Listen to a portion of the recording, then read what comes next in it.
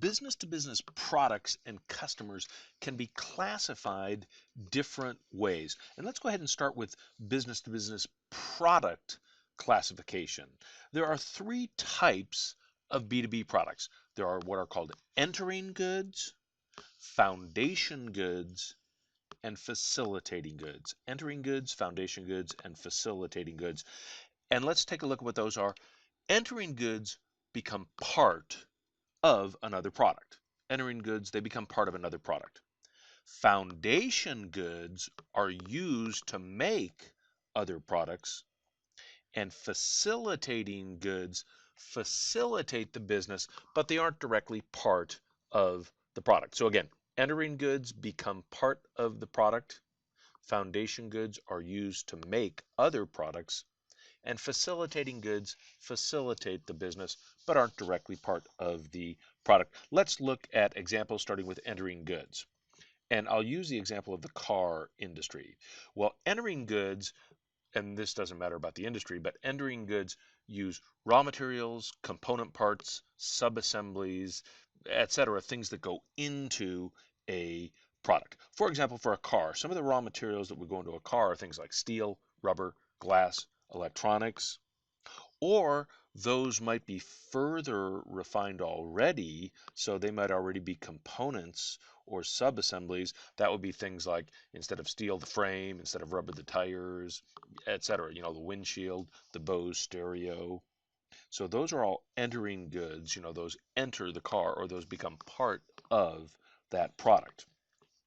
Now, auto manufacturers obviously buy things that go into vehicles, but they also buy things that are needed to actually make the vehicles. Well, those are foundation goods. Foundation goods are used to make other products.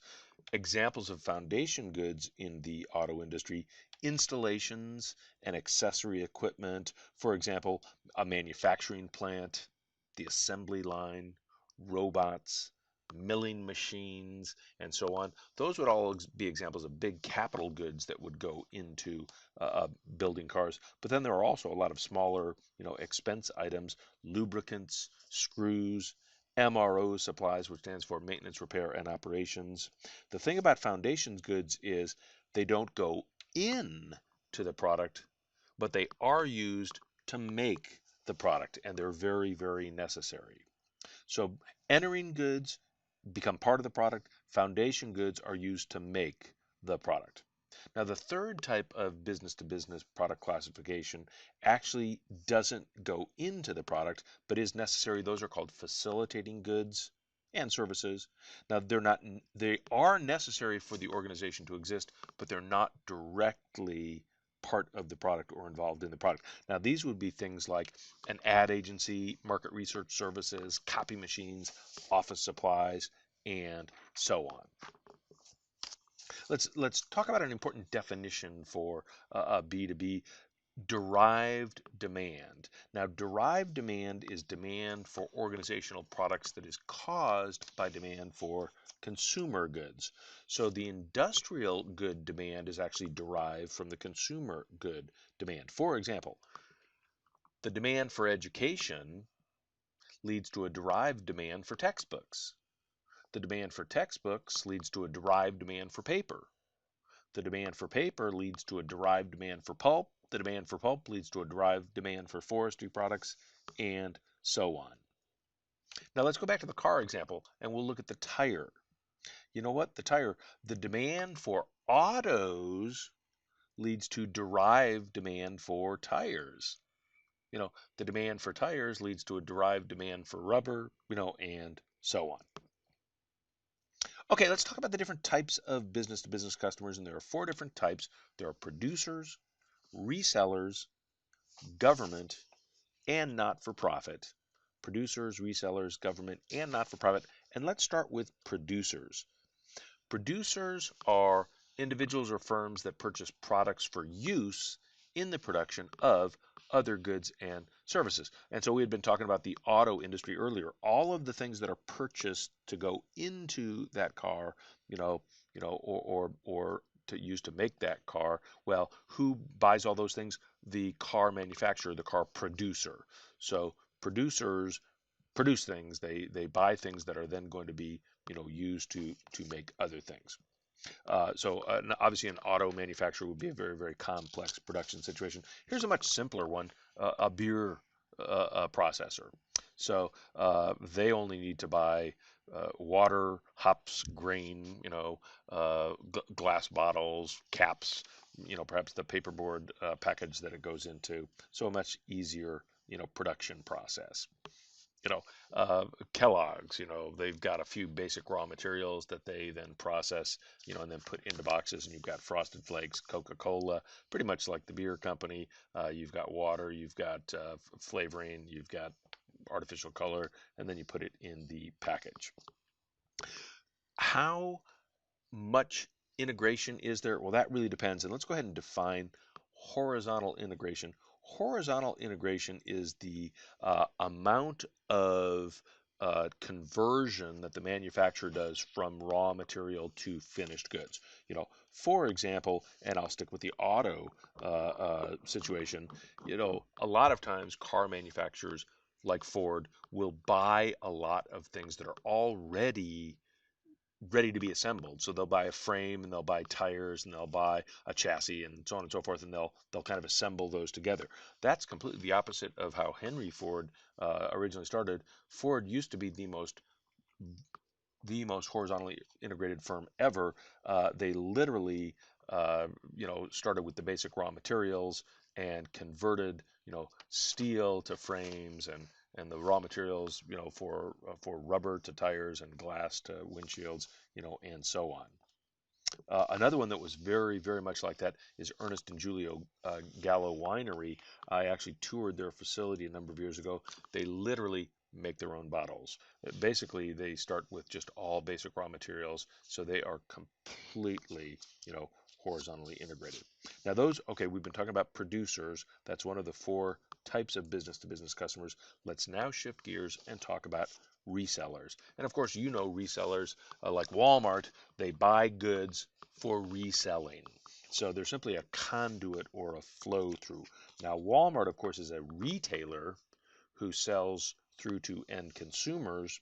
Wholesalers, well, they are resellers as well, but wholesalers typically sell to, organizational customers. Cisco, for example, is the largest food service wholesaler in the United States. So they buy products, food products, and other restaurant-related materials, and then they sell to food service establishments, university cafeterias, and so on. So that's our second type of business-to-business customer, resellers. Next type of business-to-business customers is government markets, federal, state, county, local. Now, government customers might buy some of the same kinds of products that consumers buy, but of course, a lot of times government customers buy very, very different products like stealth bombers, and so on, or even toilet seats, or screwdrivers. One of the misconceptions that has persisted is that government buyers grossly overpay for things because of their procurement inefficiencies. And kind of the poster child for this is what's often been referred to as the $600 hammer that came into the limelight during the Clinton administration, and Vice President Gore, who came up with what he ultimately referred to as his Hammer Award that spotlighted abuses in government procurement. And the intent of this was to shine the light on shoddy procurement processes to try to make them more efficient. In reality, government procurement processes, while there is a lot of bureaucracy involved, which can lead to costs, can be very efficient. The myth of the $600 hammer, it really wasn't a $600 hammer. It was simply as a result of accounting allocation. Okay, obviously the federal government can be a huge customer. State governments, is another type of government customer. Municipal governments, county governments. The county of Los Angeles, there's a beautiful shot of downtown Los Angeles with Mount Baldy in the background. But the county of Los Angeles was my single biggest customer when I had the the seminar business based in Los Angeles. Okay, let's talk about other types of customers. Here's another shot of downtown LA from the campus of UCLA.